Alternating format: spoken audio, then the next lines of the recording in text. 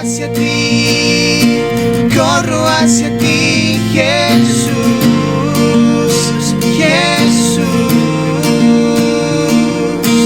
Corro hacia ti, corro a tus brazos de amor.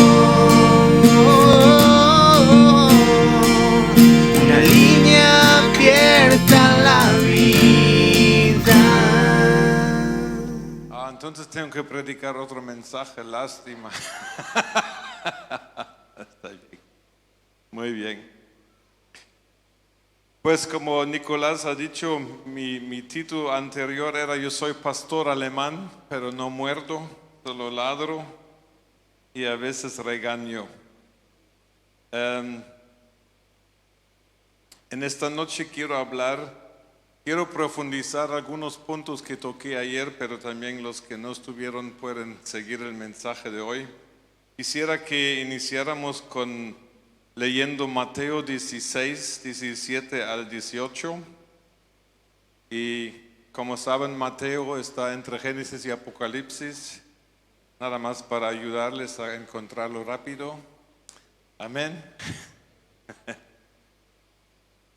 Aquí en Mateo 16 tenemos la escena de que Jesús pregunta a sus discípulos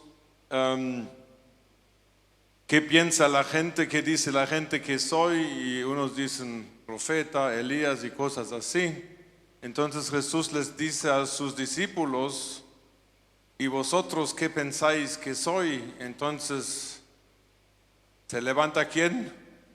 Pedro, el de la boca grande, se levanta y dice, tú eres el Cristo, el Hijo del Dios viviente. Amén. Y entonces Jesús le contesta lo siguiente. Entonces respondió Jesús, bienaventurado eres Simón, hijo de Jonás, porque no te lo reveló carne ni sangre, sino mi Padre que está en los cielos. Y yo también te digo que tú eres Pedro, y sobre esta roca edificaré mi iglesia, y las puertas del Hades no la dominarán. Amén.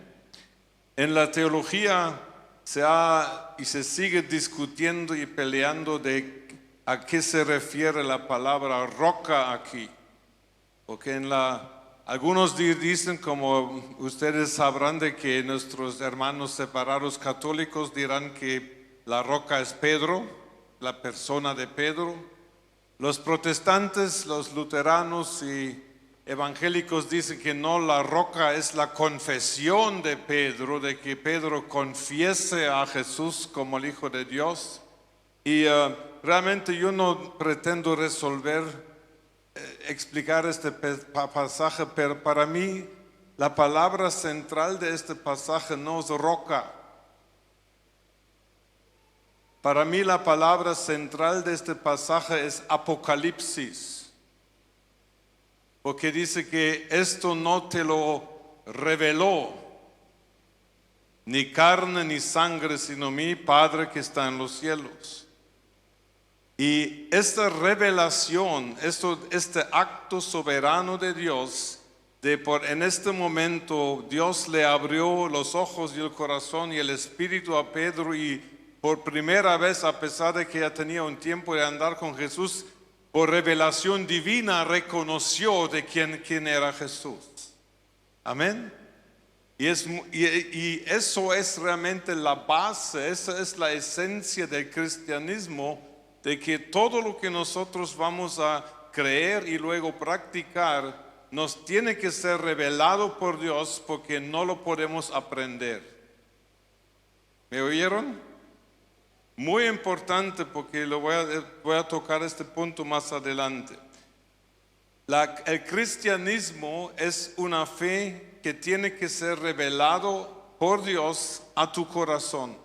Tú no puedes aprenderlo en la escuela. Tú no puedes tomar un curso y después de cumplir el curso te gradúas cristiano. Eso no existe, amén. Todos los que nosotros somos hoy cristianos, lo somos por la misericordia y la gracia de Dios, de que Dios haya decidido soberanamente revelarte a ti. Amén. Y eso tú no lo merecías, ni yo tampoco, ¿es cierto? Pero esta decisión soberana de Dios de revelar es el camino como Dios realmente dará a conocer su voluntad a sus hijos. Y es algo que tenemos que comprender y por eso quiero profundizar un poquito sobre el tema. Anoche expliqué lo que significa revelar. Amén. Revelar es quitar ¿qué? El velo para que se descubra algo que está invisible, que no se ve y ahora es revelado. Esta es una acción que solamente Dios la puede hacer. Tú no le puedes obligar a Dios que te revele algo, ¿es cierto? Tú le puedes pedir a Dios que te revele, amén. Pero no le puedes obligar a Dios que te revele algo, ¿es cierto? O sea, de que Dios no está obligado a revelarse a nadie. Amén. Y a unos Dios, la Biblia dice claramente, a unos Dios se va a revelar para salvación y otros no se va a revelar y van a estar perdidos. ¿Es decisión de quién? Es decisión divina, soberana, y sabemos tres cosas de las decisiones de Dios que no entendemos. Primero, Dios es santo. Segundo, Dios es bueno. Y tercero, Dios es justo. Y siempre, en todas las cosas que suceden, Dios siempre es estas tres cosas. ¿Lo entendemos siempre? No. Pero sí lo podemos creer. Amén. Yo, por ejemplo, perdí mi primera esposa después de 28 años de matrimonio, era de Guatemala, y por eso nuestras hijas son alemantecas. Y ya va a cumplir 15 años de que murió mi esposa. ¿Entiendo yo por qué? No. Yo no entiendo por qué tenía que morirse a los 54 años. Es un poco joven, ¿verdad? Pero sí puedo creer de que en esta decisión soberana de Dios, Dios es bueno, Dios es justo y Dios es santo. Eso es lo único que me puede dar paz, que sobrepasa el entendimiento. Esta paz la necesitamos cuando no entendemos las cosas. ¿Te ha pasado algo que no has entendido? Y te digo una cosa. Hay cosas que no vamos a entender hasta que venga la última Apocalipsis, hasta lo último, cuando Dios va a revelar todo y todo va a estar claro, amén. Pero no estamos allá todavía. Entonces habrá cosas en que Dios realmente te está desafiando a creer por fe sencilla, de que a pesar de que no entiendas lo que pasó y por qué y para qué sucedió, que tú sigas creyendo que Dios, ¿cómo es Dios? Bueno, santo y justo. Amén. Y con eso podemos seguir adelante. Amén. Entonces, hay una tensión la cual tenemos que estar conscientes, por lo menos esa es mi opinión, y como dije anoche, yo siempre estoy de acuerdo conmigo, así estoy tranquilo. La tensión es la siguiente: tú no puedes forzar ni obligar a Dios que se te revele a tu vida, ¿es cierto? Por otro lado, tú necesitas revelación para vivir una vida verdaderamente cristiana. Amén. Y entendemos esta tensión. Necesitamos revelación porque esa es la única manera de progresar en la fe cristiana, es cuando Dios te revele algo. Pero al mismo tiempo sabes de que tú dependes completamente de la soberanía y dependes completamente de la benevolencia de Dios, de que Él decida revelarse a ti. Amén. ¿Me expliqué bien? Y tenemos que aprender a soportar esta tensión. Y tenemos que aprender a vivir en esta tensión de tal manera de que no por un lado nos desanimemos y que ya no busquemos revelación. Y por otro lado que no tratemos de forzar a Dios a revelarse a nosotros. ¿Me explico? Y Dios creo yo que hace estas cosas de esta manera porque Dios nos quiere mantener cerca de Él. Amén. Porque una cosa que sabemos es que si nosotros vivimos de tal manera de que vivimos conscientemente cerca de Dios, hay una mayor probabilidad de que Dios te revele algo, ¿no es cierto? Amén. Entonces, Dios quiere realmente jalarte a siempre vivir consciente de su presencia y la presencia de Dios donde está. Mire, la presencia de Dios en primer lugar está aquí. ¿Me hago un lado? ¿Ya? Si tú piensas que la presencia de Dios solamente está en la reunión de la iglesia, pobre de ti, porque la iglesia no se puede reunir 24 horas, 7 días a la semana. Pero si tú aprendes a saber y creer, y de verdad creer, o tal vez mejor, que Dios se revela a tu vida de que el Espíritu Santo está, ¿dónde? Dice la palabra de Dios que somos templo de ¿quién? 1 Corintios 3:16. Entonces, donde tú vayas, Dios va. Si tú entras a una tienda, Dios entra a la tienda. Si tú vas al trabajo, Dios entró a tu trabajo porque tú lo llevaste. Amén. Pero muchas veces no estamos conscientes de esta presencia porque se nos olvida. En fin, pero tenemos una de las cosas que siento yo que Dios está hablando al mundo entero cristiano en este tiempo es que tenemos que aumentar nuestra conciencia de la presencia de Dios dentro de nosotros. Solo se necesitan unos pocos cambios a nivel político y geopolítico y económico y les pueden cerrar esta iglesia de hoy para mañana, ¿es cierto? Miren, se dieron cuenta, yo me di cuenta en Alemania, pero nos dimos cuenta de que la iglesia no estaba preparada para el COVID. En todo el mundo donde he ido después del COVID y durante el COVID, oí historias de que estaban todos completamente asustados, porque no sé cómo fue aquí, pero en Alemania, en España, de un día para otro cerraron las iglesias. ¿Aquí fue también así? Y casi no encontré ni una iglesia que decía que estábamos bien preparados para eso. ¿Por qué no? Porque en las iglesias vivimos tan ocupados en nuestros programas y en nuestras actuaciones con tal de lo que supuestamente que es la voluntad de Dios para la iglesia, que se nos olvida mantenernos cerca de la voz de Dios para que Él nos pueda indicar lo que viene. Hay una promesa muy clara de Jesucristo en cuanto al futuro.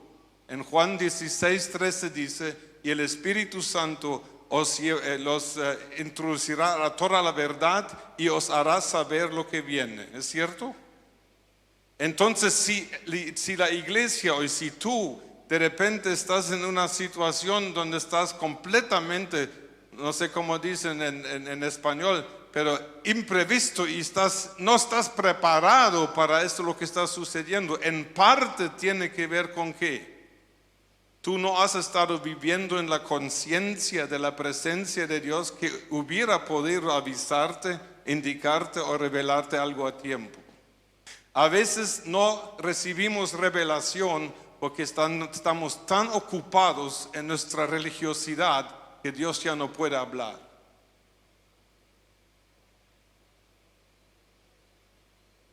Nadie dijo amén. Muy interesante. Muy interesante. Bueno, la fe cristiana no se puede aprender. Y aquí entra un punto que también es una tensión. ¿Será necesario que estudiemos la palabra de Dios? Sí, pero el estudio de la palabra de Dios y el conocimiento de la palabra de Dios, ¿esto automáticamente te da una revelación? No. Porque si no viene esta chispa divina, tú puedes aprenderte la Biblia de memoria como el diablo se la sabe de memoria, pero no se convierte, ¿verdad? ¿Me explico? Entonces necesitamos saber las cosas que hacemos nosotros como cristianos que son correctas. Actividades cristianas correctas son, por ejemplo, orar, amén, leer la Biblia, ofrendar, visitar a las reuniones de la iglesia, amén. Estas son buenas, pero estas acciones son medios para llegar a una meta, no son metas. ¿Me explico? O sea que si tú cantas y oras, y como dije anoche, si tú cumples toda esta lista de actividades que supuestamente un cristiano debería realizar, si tú haces eso y no hay una transformación en tu vida, y si no hay revelación, realmente en cierta manera fue en balde. Y la iglesia toda la vida, desde que fue fundada, ha estado en la tentación de sustituir estar en la presencia de Dios y escuchar lo que Dios me dice a mí por actividades religiosas. Y voy a tratar de explicarlo. Amén. ¿Alguien me entendió? Entonces no lo explico, está bien.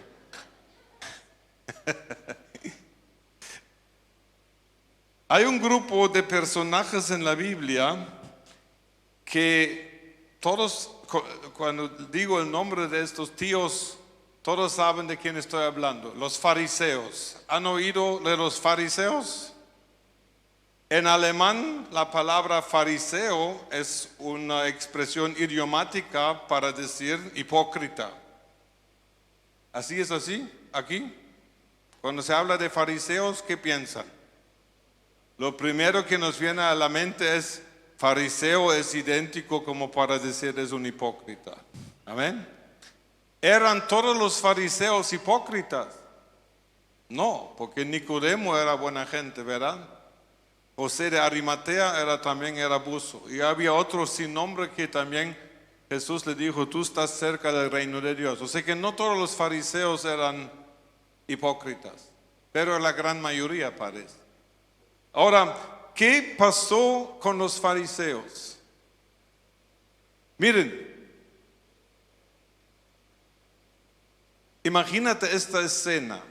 Tú conoces a alguien en tu iglesia o de otra iglesia y es una persona, un hermano, digamos, muy dedicado. Lee 10 capítulos de la Biblia todos los días, ayuna 2 veces a la semana. No solamente da el diezmo, sino da el 20% de todo. Hay ofrenda, da limosnas a todos los necesitados. Y un día miras a este hermano y tú piensas, ay, qué ejemplo de hermano. Y viene Jesús y le dice, generación de víbora. Tú dirías, pero Jesús, Él ora, Él lee, Él ofrenda, Él ayuna, el doble que yo. Y Jesús dice, lo siento mucho, este tío ni siquiera me conoce. Hace toda la onda cristiana y para afuera parece, como dice Mateo 23, parece ser un sepulcro blanqueado y por adentro, ¿qué? Huesos podridos. O sea que había un grupo entero con poder político y religioso en Israel que realmente para afuera parecían ser muy piadosos, muy religiosos. Y Jesús que les dice, ¿cómo escaparéis vosotros del infierno? Amén. Entonces la Biblia dice de que es posible de que nosotros es posible que sustituyamos caminar en revelación con Dios por una religiosidad que ya solamente tiene lo exterior de la expresión de la fe. Amén. ¿Es posible eso? ¿Y será necesario evitar eso? ¿Quién quiere ir al infierno? ¿Ninguno? Bueno, amén. Entiendo eso. Ahora, una pregunta histórica. ¿Quién eran los fariseos? ¿Cómo se originaron? ¿De dónde venía este grupo? Que en el tiempo de Jesús era uno de las sectas religiosas dentro del judaísmo más poderoso. ¿Cómo se originaron los fariseos? ¿Alguien sabe? Amén. Hermano, después tú me vas a corregir.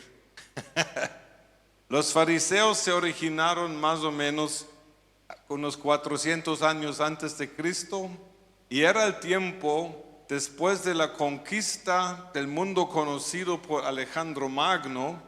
El macedonio conquistó a todo lo que es Israel, Palestina, hasta la India llegó.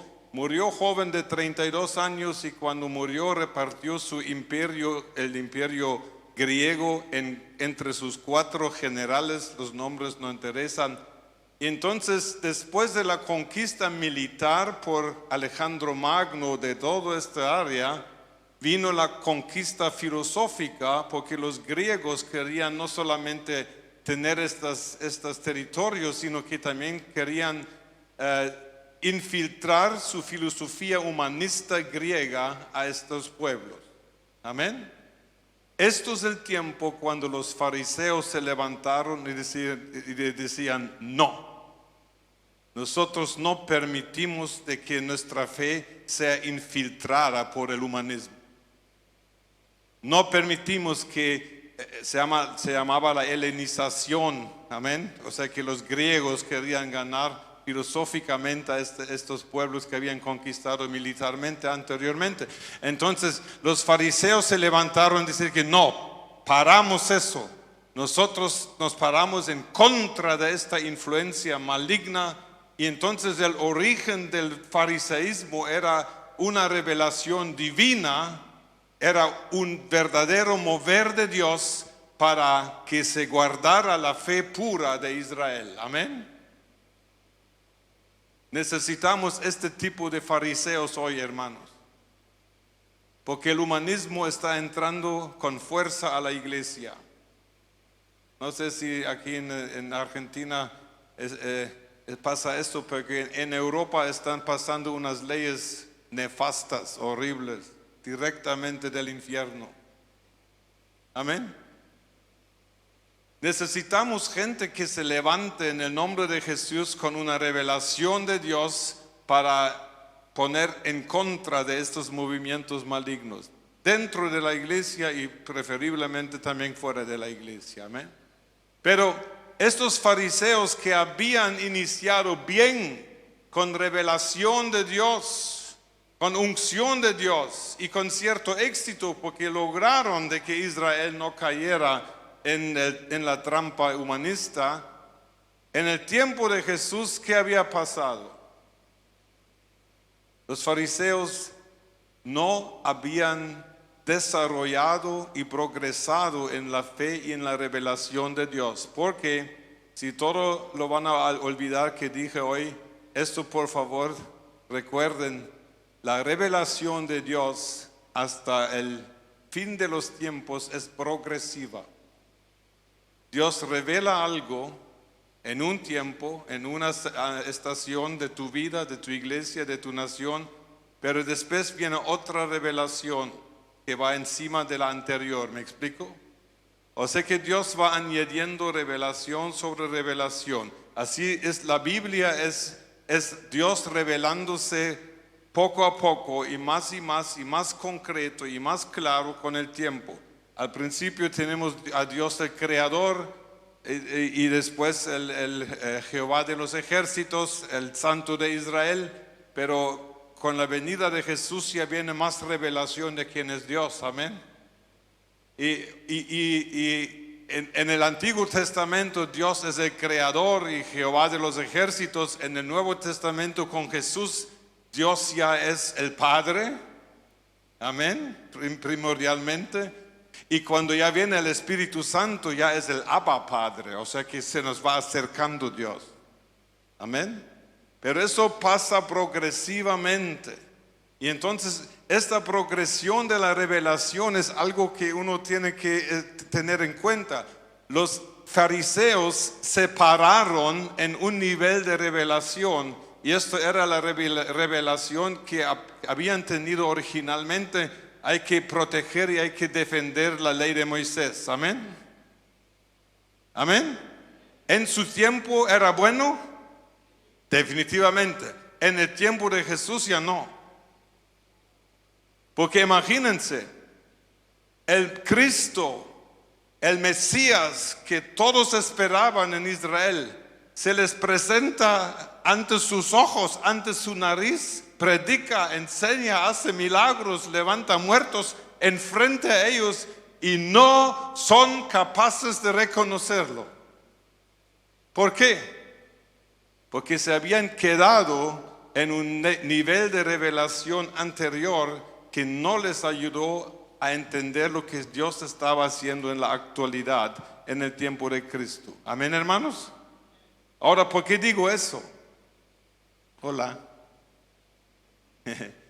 ¿Por qué digo eso? Porque esto te puede pasar a ti. La Biblia lo dice claramente. Nos puede, por ejemplo, pasar algo, lo más común es que tú empiezas en el Espíritu y terminas ¿dónde? ¿Puede suceder eso? Pero es la misma cosa. Porque si dice que en Gálatas 3 que Gálatas insensatos, locos, embrujados, como que están haciendo, dice Pablo, bien enojado. Pero hecho es de que estos Gálatas recibieron una revelación de Dios, del Espíritu Santo, ¿sí? Pero después se quedaron allá y ya no estaban dispuestos a entrar a la progresión de la revelación. Y saben un secreto, hermanos. No existe el estancamiento espiritual. O progresas o regresas. Amén. Hay cristianos que han subido, porque si tú eres cristiano, ¿cuántos cristianos hay aquí? Si tú eres cristiano, tú ya recibiste revelación de Dios, porque si no, no estarías hoy aquí, amén. Y Dios, después de que te hayas convertido, Dios te ha revelado otras cosas, ¿es cierto? Ahora, hay cristianos que por pereza, por apatía, por no sé qué, letargo, deciden, pues así como estoy bien. Yo voy a mi iglesia, doy mi diezmo, oro, leo la Biblia. Bien, ese es el momento en el cual espiritualmente tú regresas. Es un momento muy peligroso. Se llama el conformismo a lo que tienes. ¿Será que Dios tiene más revelación para tu vida? Definitivamente. Porque la última revelación es cuando Dios ya en el libro, por eso el último libro de la Biblia, ¿cómo se llama? Se llama Revelación, Apocalipsis, ¿sí? Y en el último tiempo Dios va a revelar todo. Y todo vamos a ver, todo lo que ha pasado en nuestra vida, en otras vidas, lo vamos a entender desde el trono de Dios. Y vamos a entender y se nos van a abrir los ojos y vamos a llorar de la alegría porque al fin vamos a entenderlo todo. Amén. Pero en ese tiempo todavía no estamos. Entonces necesitamos tomar la decisión básica de nuestra vida, decir que si tengo este nivel de revelación, estoy dispuesto a progresar. ¿Qué dice? Quieren progresar, quieren entrar a más. Amén. Y mi vida, yo podría dar testimonio de mi vida, pero no hay tiempo para todo esto. Lo pueden leer en el internet, en mis páginas. Yo soy una persona con muy poco estudio formal. Yo nunca he ido a la universidad. no tengo ningún título universitario. Y Dios, como supongo que Dios es misericordioso y tiene mucho humor porque usa alemanes, amén. Y animales a veces también. Pero miren, Dios a mí me ha dado el privilegio de ministrar a gente que tiene un nivel de educativo mucho superior que al mío. ¿Me explico? ¿Por qué? Porque Dios a mí me ha revelado ciertas cosas. Y lo que Dios revela, esto nadie lo puede lograr por estudio. ¿Me explico? Entonces, digo eso no para jactarme delante de ustedes, no lo digo para darte a ti ánimo de que tú puedes ir mucho más lejos con Cristo de lo que tú estás ahorita y de lo que tú te puedes haber imaginado. Pero la pregunta es, y la pregunta la hice anoche y la vuelvo a repetir hoy, ¿estás viviendo en este momento en algo que Dios te haya revelado? ¿O nada más estás existiendo? ¿O nada más estás tratando de mantener tu nivel? Te digo de una vez, no lo vas a mantener, te vas a ir para atrás.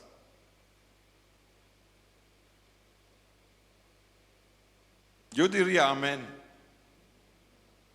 No sé qué dicen ustedes. Amén. Hermanos, necesitamos preguntarnos, ¿estamos viviendo en una verdadera relación con Dios en la cual definitivamente tarde o temprano va a fluir revelación de Dios? ¿O estamos nada más guardando una religiosidad evangélica? Es más fácil. Pero caminar con Dios puede significar que porque Dios te revela cierta cosa, de repente tú tienes que moverte, amén.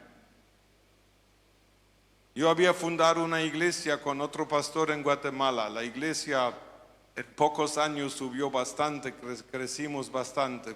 Fundamos un colegio que todavía existe. La iglesia ya va a cumplir 40 años del próximo año y el colegio cumple como 35 años de funcionamiento. Y miren, después en medio, cuando mi iglesia en Guatemala iba en un punto de mucho movimiento, acabábamos de fundar el colegio, acabamos de agrandar nuestro templo, o sea que había mucho movimiento. Y en este tiempo Dios me dijo a mí y a mi esposa, váyanse a Alemania, de Guatemala. Ahora, ¿qué hubiera pasado si si digo, no, Señor, hay mucho que hacer aquí? No, nosotros obedecimos. Y a pesar de que dejamos una iglesia que estaba floreciendo, mucho mover de Dios, obedecimos y fuimos a Alemania y pasamos unos años amargos en Alemania, muy difícil. Pero al final de todo eso, de pasar por estos valles que pasamos con mi esposa, en fin de cuentas mi esposa murió en Alemania después de 19 años de estar allá. Pero al fin logramos fundar 2 iglesias más en Alemania. Amén. Ahora, si yo hubiera desobedecido la revelación de Dios de ir a Alemania, ¿se habrían fundado estas iglesias? Yo digo que no, porque allá donde la fundamos nadie quiere ir a vivir. Amén. Entonces, ¿estás tú dispuesto de decir a Dios, Señor, yo necesito revelación, yo no quiero regresar, yo no quiero irme para atrás, me quiero ir para dónde? Para adelante, yo quiero progresar. Y Dios busca a gente que tenga esta identidad. En el cristianismo necesitamos una insatisfacción sana. Si tú estás muy bien, recuerda que hay aún algo mejor. Amén. Tal vez tienes que pasar por valles de muerte y de no sé qué, pero te juro, si tú crees de que Dios tiene otra cosa mejor de lo que tiene ahorita para ti, Dios va a empezar a revelarte a tu vida. Amén. La pregunta es, ¿lo quieres? Y no es una pregunta tonta, es una pregunta muy seria. Mire, Jesús en Juan le pregunta a un enfermo de 38 años de enfermedad, le pregunta, ¿quieres ser sano? ¿Fue una pregunta retórica o fue un chiste o fue un sarcasmo? No, Jesús no practica el sarcasmo, ¿verdad? ¿Por qué le pregunta a Jesús, ¿quieres tú ser sanado? Imagínate, el hombre 38 años tratando de meterse a esta, ¿cómo se llama? Esta cosa pues. Y era una pregunta en serio de Jesús. ¿Quieres ser sano? ¿Por qué este hombre hubiera podido decir, bueno, y puede suceder hasta el día de hoy, a mí me ha pasado en mi congregación en Alemania, estar enfermo trae ciertas ventajas, te atienden, te llevan la comida, no tienes que caminar, te bañan, dependiendo del país donde vives, el Estado te paga, te da, ¿cómo se llaman aquí? Asignaciones. Entonces la pregunta de Jesús no era tonta, ¿verdad? Porque Jesús le dice, si yo te sano, esto significa que desde mañana tú deberías ir a trabajar. Nada de estar acostado allá en esta cosa. ¿Me explico? O sea que la pregunta, ¿quieres ser sano? Era una pregunta de parte de Dios que era en serio. Amén. ¿Quieres ser sano? Y el tío al fin dijo, sí. Y Dios, entonces, ningún problema. Levántate, agarra tu cosa y por favor busca trabajo. No lo dijo Jesús. Estoy añadiendo la palabra. La misma pregunta te hace Jesús hoy a ti. ¿Quieres revelación? Pero significa también, ¿estás dispuesto a pagar el precio? Porque si Dios te revela algo, te va a llevar más arriba, vas a entrar a una progresión, amén. Y eso significa que habrá tal vez más responsabilidad. ¿Me explico, hermanos? Y a ese es el punto en donde muchos se quedan, amén. Bueno, con esta pequeña introducción,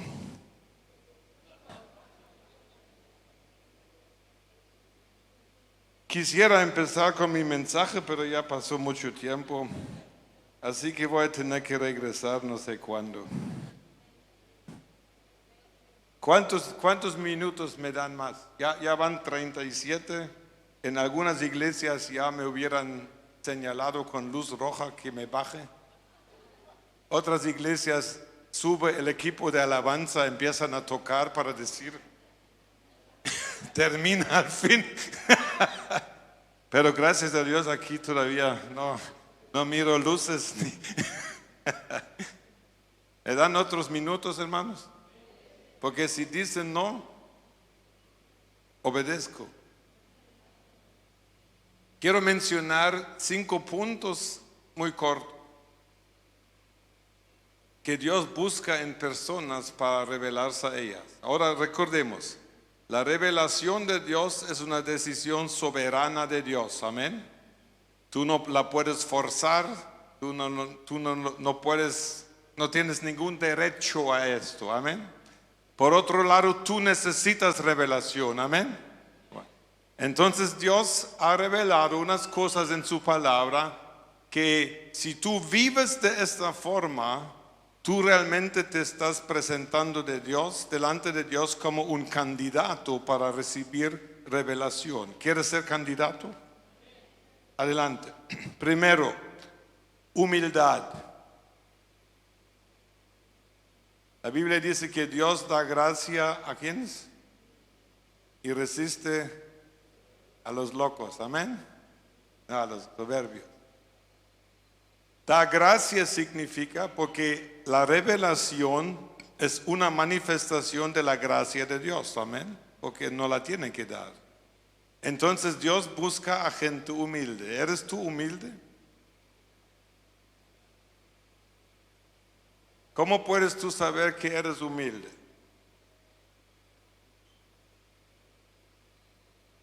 Muy sencillo.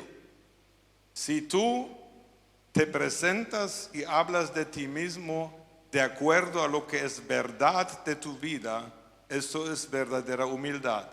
Jesús dijo que yo soy manso y humilde. ¿Quiere decir que Jesús era débil? No. Humildad no es ninguna debilidad. Humildad es el reconocimiento de que yo sé quién soy en Dios. Un ejemplo. Si alguien me preguntara, hermano Hans, he oído que tú hablas muy bien el español. Entonces yo, como soy humilde, contesto, bueno, me defiendo con unas palabritas. ¿Sería esto humildad o orgullo? Es orgullo porque yo hablo español bastante bien. Amén. Por lo menos yo hablo mejor español que ustedes alemán. ¿Es orgullo eso? No, es un hecho. ¿O no? Y allá tenemos que aprender. Si alguien me dice que Hans, he visto que tú haces alabanzas y dirigías alabanza en tu iglesia, ¿eres un pianista? Y si yo digo yo sí soy pianista, ¿sería orgullo o sería humildad? Eso sería orgullo porque yo ni siquiera sé solfa.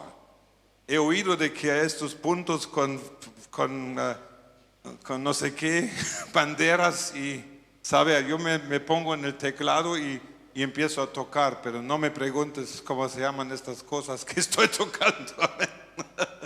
Yo no soy pianista, ¿me explico? Entonces, Dios busca a gente quienes son verdaderamente humildes. Quiere decir que tú puedes hablar verdad de tu vida. Tú reconoces tus debilidades, amén. Y tú reconoces también tus fuerzas. Amén. Esa es humildad en términos sencillos. La segunda actitud que Dios busca es el temor de Dios. ¿Cuántos dicen amén? Dice que la comunión íntima de Jehová es con los que lo temen y a ellos hará conocer su pacto. Ahora, ¿cuál es el temor a Jehová? Según Proverbios 8:13 se nos define que el temor a Jehová es aborrecer el mal. Amén. ¿Odias tú el pecado como Dios lo odia? ¿O el pecado todavía tiene cierta delicia para ti o atracción? ¿Cómo defines tu pecado? Dices, esa es mi debilidad. No, si Dios lo llama pecado, no lo llames tu debilidad. ¿Me explico? Estás en esta actitud. Ahora, el temor a Jehová no está de que tengamos miedo a Jehová, porque imagínense lo siguiente. ¿Por cuál motivación tú te abstienes de pecado? Si yo te preguntara, ¿y tú por qué resistes a la tentación? ¿Tú por qué decides no pecar? ¿Cuál es tu motivación? Hay dos. Una es cristiana, otra es del diablo. Si la única razón por que tú no pecas es porque no quieres ir al infierno, eres un egoísta y añadiste otro pecado sobre lo que estás tratando de evitar. El que dice que no peco porque no quiero ser castigado por Dios, porque no quiero terminar en el infierno, esta persona dice lo siguiente: lo único en quien pienso soy yo. Y mi motivación para no pecar soy yo, porque yo no quiero sufrir consecuencias. Eso no es cristiano.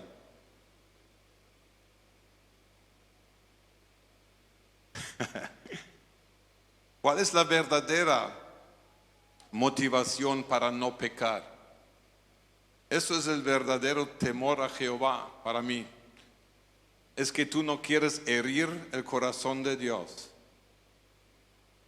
La hermana que inició el culto, no sé dónde está, quién es, dijo algo muy importante al inicio de esta reunión. Dijo que, Señor, queremos sentir lo que tú sientes, queremos sentir lo que está en tu corazón. ¿Te interesa a ti el estado del corazón de Dios? ¿O solo te interesa el estado de tu corazón? Si nosotros entendiéramos cuánto a Dios le ha dolido el pecado, no pecaríamos.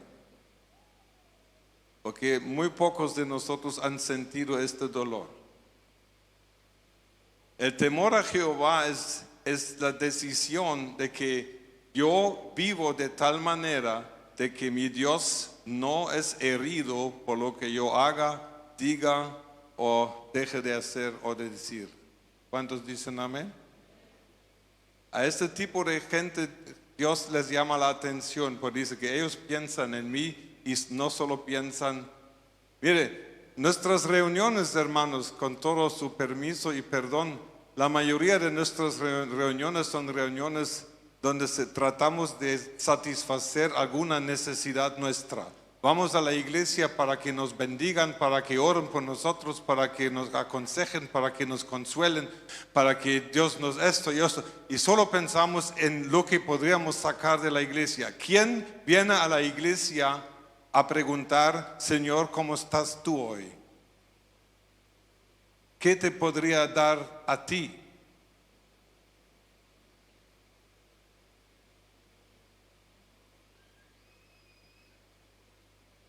La mayoría de nuestras reuniones las diseñamos de tal forma, con la pregunta que contestamos es la siguiente: ¿le va a gustar a la gente? Y muy pocos se preguntan, ¿le va a gustar a Dios? El temor a Jehová es una actitud interesante, hermano. Amén. Pero necesito avanzar. El tercer punto es un corazón compasivo. En Hechos 10 tenemos el caso de una persona que no era cristiano, era Cornelio, era romano, pero sí, aunque no era ni judío ni cristiano, dice que él oraba, buscaba a Dios y daba muchas limosnas. Y cuando el ángel de Dios se aparece a Cornelio, entonces le dice: tus limosnas y tus oraciones han llegado a memoria ¿de quién? De Dios. Y no es cierto de que este Cornelio y su casa recibieron una de las revelaciones más terribles y más fuertes de parte de Dios en el libro de Hechos. Imagínense, un grupo de gentiles que no conocía a Dios, no solamente son salvos, son llenos del Espíritu, hablan en lenguas y profetizan. O sea que Dios estaba buscando, hay alguien con un corazón compasivo que piense más en la necesidad de otros que en su propia necesidad. Estas son las personas donde Dios dice: a ti me voy a revelar. ¿Estás tú ayudando a alguien que está peor que tú? ¿Existirán alguien que esté peor que tú? Definitivamente. Amén. ¿Cómo está tu compasión hacia los pobres y los necesitados? Y allá Dios te tiene que revelar. Me dijeron que tiene un programa en dirección de suicidio. Eso es algo muy, muy digno. Eso sí, seguramente fue una revelación de Dios, porque hay un problema. En España los suicidios se subieron al techo en el tiempo de COVID. Increíble las cifras. Yo estoy en un grupo que discute problemas de luto y de suicidio en España. Pues por Zoom estoy, no puedo estar en España. Y eso es una cosa, estamos pensando en las necesidades de gente que está peor que nosotros. A este tipo de gente Dios se revela. El cuarto punto es, ¿eres tú una persona obediente en lo poco? ¿Eres fiel en lo poco? La Biblia dice que Dios te pondrá ¿en qué? En lo mucho. En Lucas 16,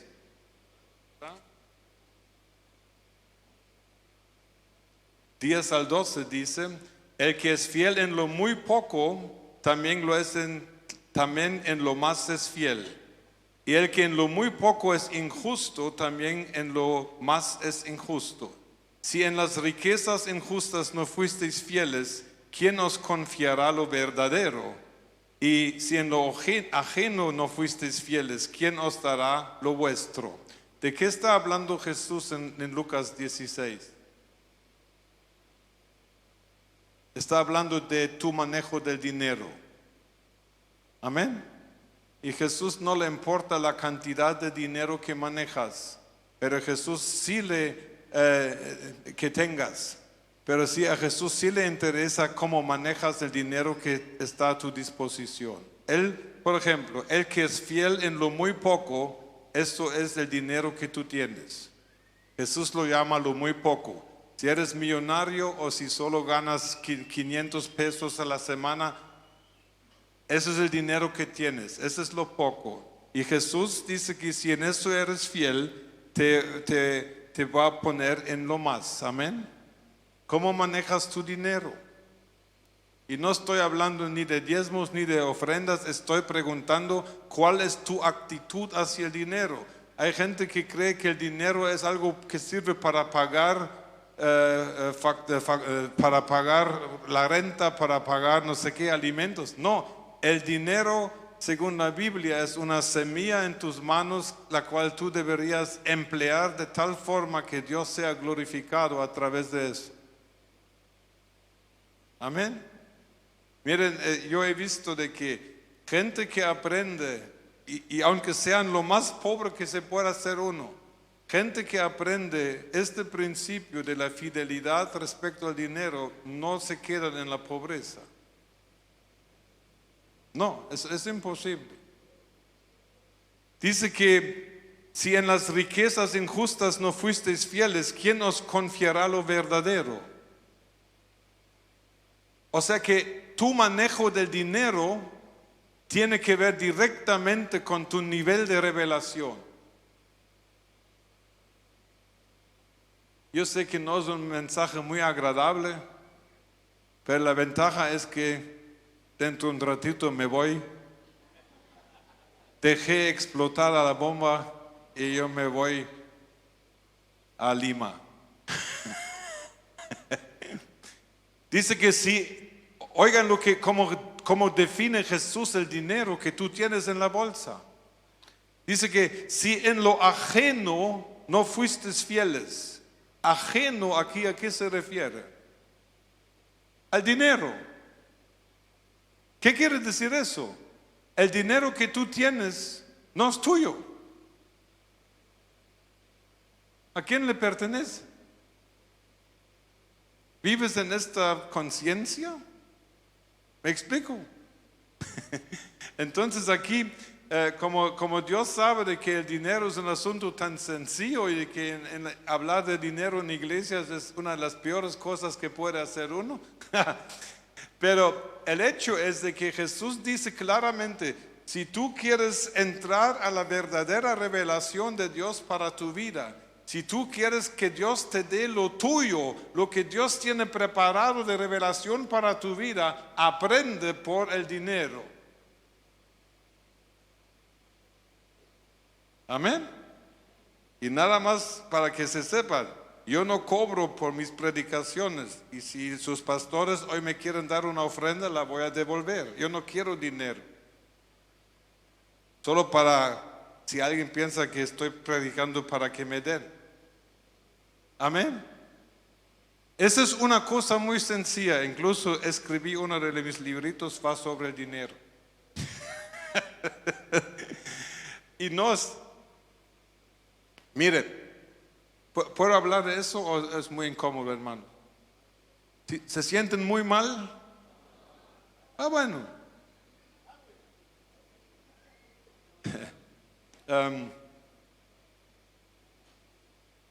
¿Qué iba a decir yo?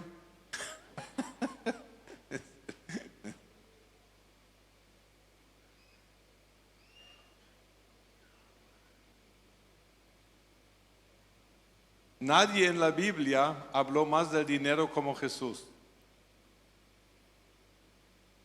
¿Es cierto? Jesús conocía todos los niveles de manejar el dinero. Jesús en un tiempo dice que no tengo dónde recostar mi cabeza, ¿verdad? No tenía dinero. Pero Jesús también permitió que se echara un perfume en sus pies que costaba en términos de hoy serían como $195,000. Y Jesús permitió que se derramara un perfume en sus pies que costaba el sueldo de un año en aquel tiempo. O sea que Jesús no está en contra del lujo, pero Jesús tampoco tiene problemas con pobreza. Amén. Mire, el asunto que es el dinero es un recurso en tu mano porque todos manejan dinero, también los más pobres, aunque tengan, qué sé yo, 100 pesos en la mano, pero de estos 100 pesos tú eres 100% responsable delante de Dios. ¿Me explico? Y hay una clave aquí terrible en que nosotros podemos penetrar a una economía divina del reino de Dios que nos realmente independiza de la economía de nuestro país. Si tú dices en tu corazón, mis finanzas dependen de las decisiones de mi gobierno, vas a recibir lo que dice. Pero si tú empiezas a entender de que si tengo un recurso, miren, ¿qué puede producir una semilla? Una planta o un árbol. O sea que si tú empiezas con como dice Jesús, si en lo muy poquito eres fiel y la fidelidad empieza en entender de que este dinero no solo sirve para pagar, sino que este dinero es una semilla que se debe invertir. Amén. Y no estoy diciendo que tienes que dar todo el dinero a la iglesia, no, de esto no estoy hablando, estoy hablando de que necesitas tener una visión bíblica de lo que es dinero y para qué sirve. Y por eso hablar de diezmo y pelear si se paga el diezmo tanto y cuánto más del diezmo se tiene que dar, esas son niñerías para uno que está maduro en la fe. Lo siento mucho, hermano. Me sentiría mal si solo doy el diezmo. Ya llevo 43 años de dar mi diezmo. Pero miren, una vez en Guatemala yo preguntaba a Dios, con eso termino, hermano, ¿sí? Señor, ¿cuánto quieres que dé? Porque el diezmo para mí no era ni siquiera un pensamiento. Entonces Dios me dijo, quiero que des el 35% de todas tus entradas. Entonces todo el año dábamos el 35%. El próximo enero pregunté a Dios, este año ¿cuánto quieres que dé? Dios me dijo 35%. Y saben una cosa, aunque dábamos el 35% de nuestro dinero, nosotros íbamos progresando económicamente. A los 3 años le pregunté a Dios, ¿cuánto dinero quieres que demos este año? Dios me dijo el 55%. Y lo hicimos y tengo que admitir que estuvo un poco apretado el año. ¿Me explico? Pero la cosa es que si tú te libras de esta limitación de pensar de que muchos creen en el dinero es una limitación en todo. No, el dinero es una oportunidad de profundizar tu relación con Dios, de aumentar en revelación y a la par Dios también te puede bendecir económicamente. Pero eso no es lo importante. Amén. Nada más me quedo aquí. Lo último que necesitamos para llamar la atención a Dios para que se revele a nosotros es, ese les va a gustar, un espíritu sencillo de niño. ¿Qué dice Jesús? Mateo 11, 25. En aquel tiempo respondió Jesús y dijo: Alabo, Padre, Señor del cielo y de la tierra, porque escondiste estas cosas de los sabios y los entendidos y las revelaste ¿a quién? A los niños. Amén. ¿Tienes tú una actitud de niño, una fe pura de niño, una fe que no duda de Dios, una fe que no pone en cuestión las cosas que te suceden, una fe que es completamente libre de dudas en cuanto a la integridad del corazón de Dios? Entonces eres un candidato para recibir revelación. Amén. ¿Van a empezar a tocar? Sí, no, es que si tocan la batería y el bajo me esperan, por favor, porque voy a la calle, porque eso es insoportable para mis oídos. Amén. Pido perdón por eso, pero eso sí no aguanto, siento que me muero. Les felicito que tengan oídos de acero o no sé de qué material será. Padre, en el nombre de Jesús te doy gracias. Te doy gracias porque tú eres fiel. Y Padre, tú has oído lo que han dicho mis hermanos en esta noche. Yo les he preguntado si quieren recibir mayor revelación de la que han tenido y han dicho que sí. Pido en el nombre de Jesús que tú te reveles de hoy en adelante de una nueva forma a los hermanos aquí presentes. Pido que les des el espíritu de revelación y sabiduría en el conocimiento tuyo y ojos abiertos del corazón para que sepan cuál es la riqueza de tu herencia dentro de sus cuerpos y cuál es el poder disponible para que puedan realizar las obras que tú tienes preparadas desde antemano para que caminen en ellas. Padre, bendigo esta casa, bendigo el liderazgo, bendigo a todos los hermanos con mayor revelación de hoy en adelante en el nombre de Jesús. Y el pueblo de Dios dice amén. Sí, que me esperan, por favor, así puedo oír.